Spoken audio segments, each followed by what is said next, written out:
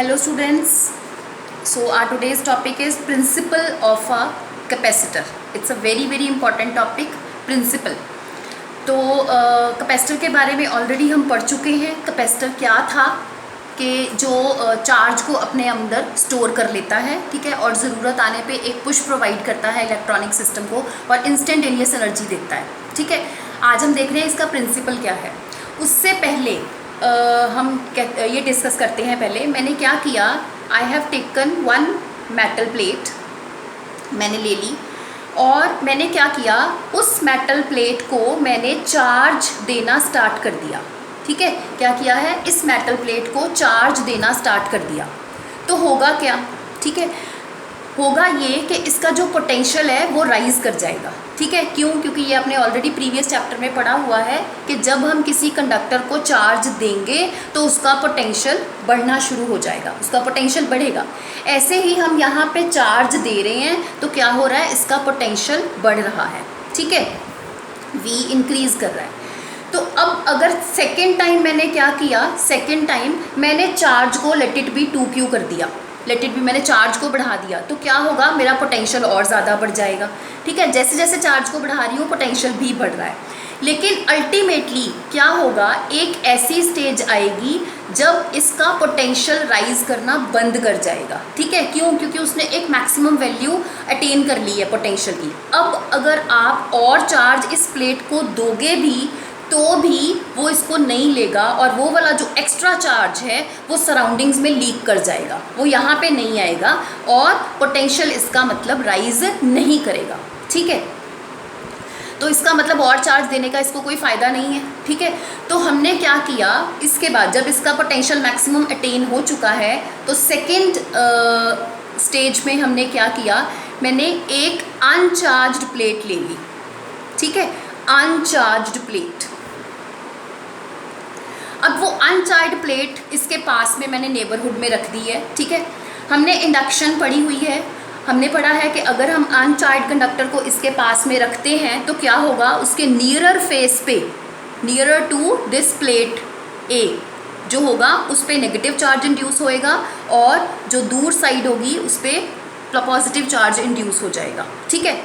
अब होगा क्या, ये वाला जो नेगेटिव चार्ज है on left face of plate B, ये क्या करेगा, it will try to decrease the potential of A, ठीक है। नेगेटिव चार्ज ऑन B क्या करेगा, will try to decrease the potential of A, ठीक है। लेकिन साथ ही B पे पॉजिटिव चार्ज भी पड़ा है राइट फेस पे, तो पॉजिटिव चार्ज क्या करेगा, will try to increase the potential of A, यानी कि B की एक साइड का जो चार्ज है वो चाहता है उसका पोटेंशियल मैं कम कर दूं और एक साइड का जो पोटेंशियल है वो चाहता है कि मैं उसको बढ़ा दूं, ठीक है। Both factors are there but we can see कि this negative charge is more closer to plate A, negative charge उसके ज़्यादा नज़दीक है तो इसका इफेक्ट भी इस पर ज़्यादा होगा, ठीक है। तो यानी कि रिज़ल्ट क्या होगा, क्योंकि नेगेटिव वाले का रिज़ल्ट ज़्यादा है तो इसका मतलब क्या है, डोमिनेट कर रहा है, तो अल्टीमेटली इसका जो पोटेंशियल है वो डिक्रीज़ करेगा, ठीक है। तो मैंने कहा कि A का जो पोटेंशियल है, पोटेंशियल ऑफ A डिक्रीज़ कर गया, ठीक है, पोटेंशियल ऑफ A डिक्रीज़ कर गया अल्टीमेटली। लेकिन वो इतना ज़्यादा डिक्रीज़ नहीं कर पाएगा, ठीक है। क्यों? ये सिर्फ स्मॉल अमाउंट से ही डिक्रीज़ करेगा। क्यों ज़्यादा अमाउंट से डिक्रीज़ नहीं कर पाया, क्योंकि यहाँ पॉजिटिव चार्ज भी ऑलरेडी है जो उसको बढ़ाना भी चाहता है, ठीक है। तो जितनी अमाउंट से ये नेगेटिव चार्ज उसको कम करना चाहता था उतनी अमाउंट से नहीं कर पाएगा, बल्कि कम अमाउंट से ही कर पाएगा, बाय स्मॉल अमाउंट। अब अगर इसका पोटेंशियल A का डिक्रीज़ हो गया है, पोटेंशियल डिक्रीज़ होने का मतलब क्या है, अब ये और चार्ज को स्टोर कर सकता है। Very important point two note, अगर इसका पोटेंशियल डिक्रीज़ हो गया है तो इसका मतलब अब ये और चार्ज ले सकता है, ठीक है।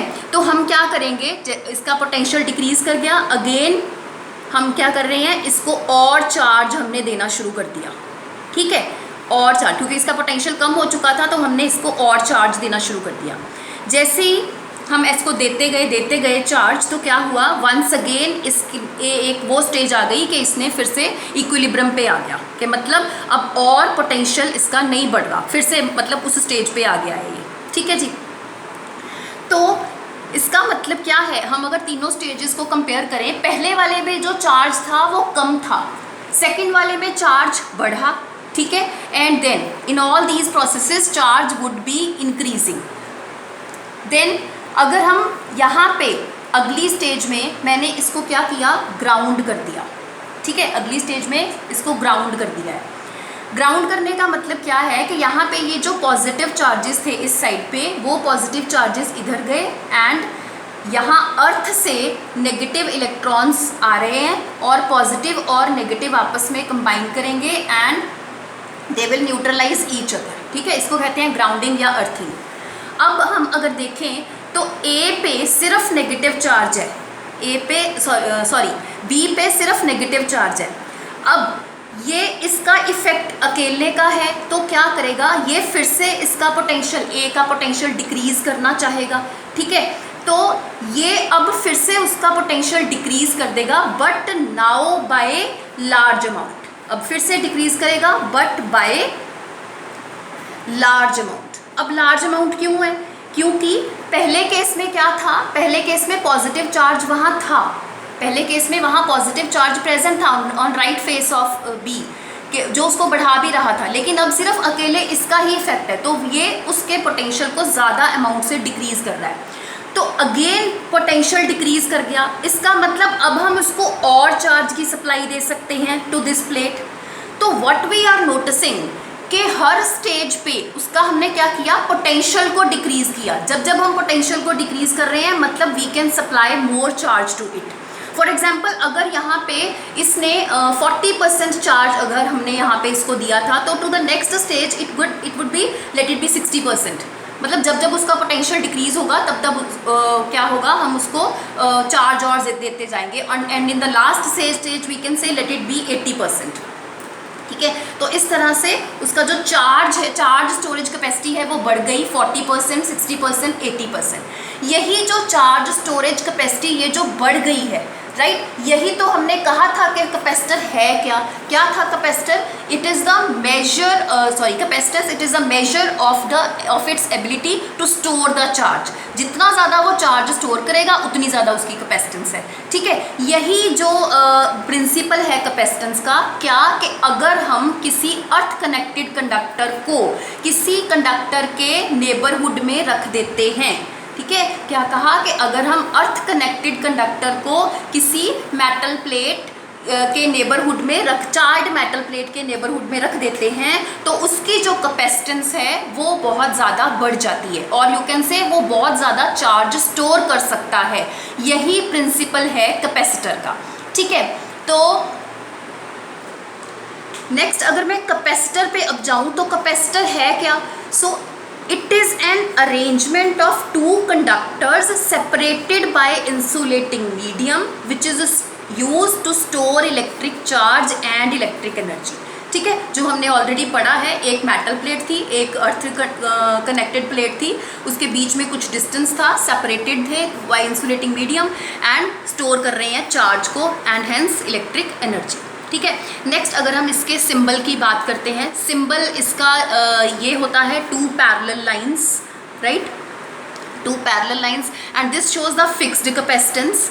तो आपने एक रेजिस्टेंस आप पढ़ते होते थे, ये रेजिस्टेंस होती है और अगर आपको वेरिएबल रेजिस्टर दिखाना है तो ये variable resistor, similarly here the variable capacitance, ठीक है जी। तो ये दो हो गए। Next this you already know that its earlier name is condenser, ठीक है। So in short we can say that capacitance of an insulated conductor is increased by large amount when an earth connected conductor is placed near it. ये जो है this is the principle of capacitor, ठीक है, this is the principle of capacitor and this system जिसमें हमने दो plates को ऐसे रखा है, दो कंडक्टर्स को एक दूसरे के नेबरहुड में, then this system is called as a capacitor.